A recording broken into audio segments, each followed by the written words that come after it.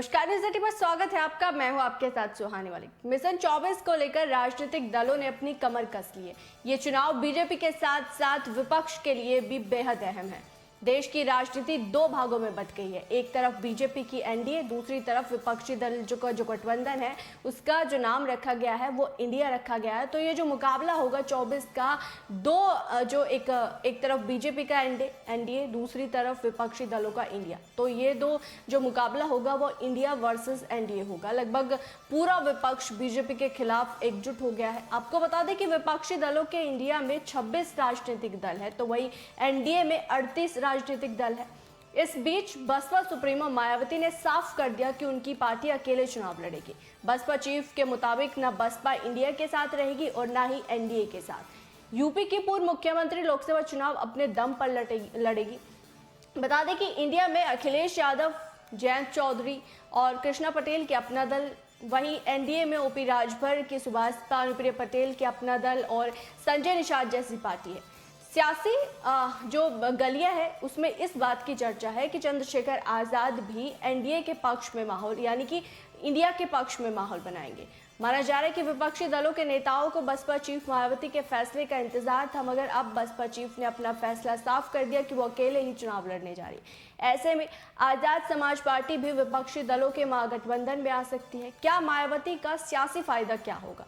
इन सब के बीच एक सवाल यही है कि अकेले चुनाव लड़ने से मायावती का जो फायदा मिलेगा वो एनडीए को मिलेगा या फिर इंडिया को मिलेगा, या फिर किसे नुकसान उठाना पड़ेगा? वैसे तो 4 चुनावों को देखा जाए तो बसपा चीफ को सियासी तौर पर नुकसान ही उठाना पड़ा है। पिछले 4 चुनावों में मायावती का वोट प्रतिशत कम हुआ है, उनका जो वोट बैंक है उनको वो अलग हो रहा है। और बता दें कि पिछले 10 सालों में मायावती ने करीब 7% वोट जो है वो खो दिया है। हालांकि ये दावा भी किया जाता है कि यूपी में दलितों में खासकर जाटव समुदाय के लोग आज भी मायावती को वोट देते हैं। अब देखना ये भी होगा कि मायावती को अपने सियासी फैसले का कितना फायदा मिलेगा। अब इस पर राजनीति के जो विशेषज्ञ हैं वो क्या कहते हैं, एक नज़र उस पर भी डाल देते हैं।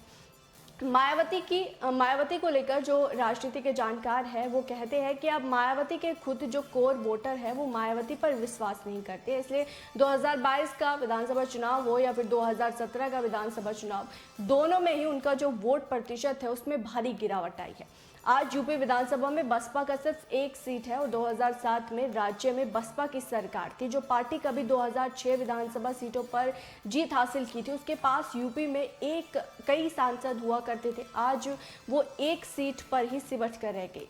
इसके लिए मायावती खुद दोषी है। अगर मायावती के साथ अभी भी जाटव वोट है, मगर अब वो उस वोट बैंक में भी सेंधमारी हो चुकी है।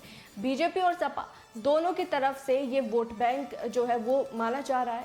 अब देखना ये भी होगा कि मायावती किस चुनावी रणनीति के साथ मैदान में उतरती है। लेकिन अब 2024 के चुनाव के लिए मायावती ने साफ कर दिया है कि वो अकेले अपने दम पर चुनाव लड़ेगी। लेकिन एक सवाल जो सियासी गलियारों में उठ रहा है कि जो मायावती ने ये साफ किया है कि वो अपने दम पर चुनाव लड़ेगी, इसका फायदा किसको मिलेगा?